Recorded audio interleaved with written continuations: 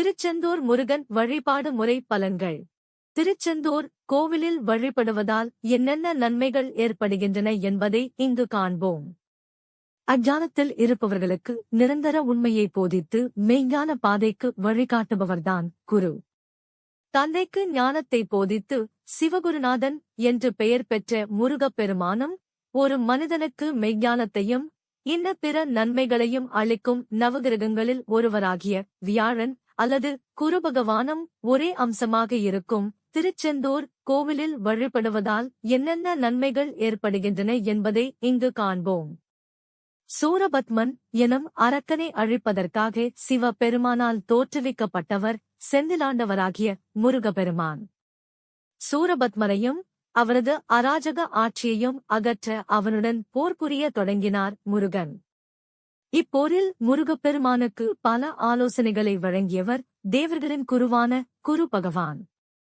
போரின் இறுதியில் சூரபத்மனை வதம் புரிந்த முருகன் இப்போரில் தன்னுடைய வெற்றிக்கு சிறந்த ஆலோசனைகளை வழங்கிய குரு பகவானை கௌரவிக்கும் விதமாக இந்த திருச்செந்தூர் கோவிலில் வீற்றிருக்கும் தனக்கு நிகரான வழிபாட்டு மரியாதை குரு பகவானுக்கும் தரப்படும் என அருள் புரிந்தார்.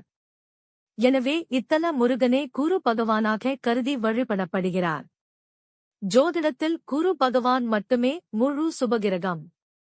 ஜாதகத்தில் குருவின் கோச்சாரம் சரியில்லாதவர்கள், குரு கிரக பெயர்ச்சியால் பாதகமான பலன்களை பெறுபவர்கள் இந்த திருச்செந்தூர் கோவில் கடற்கரையில் வியாழக்கிழமையன்று காலையில் நீராடி பின்பு அங்கிருக்கும் நாழி கிணற்று தீர்த்த நீரிலும் நீராடி கோவிலுக்குச் சென்று செந்திலாண்டவருக்கு அர்ச்சனை செய்து வழிபட குரு பகவானால் நன்மைகள் ஏற்படும்.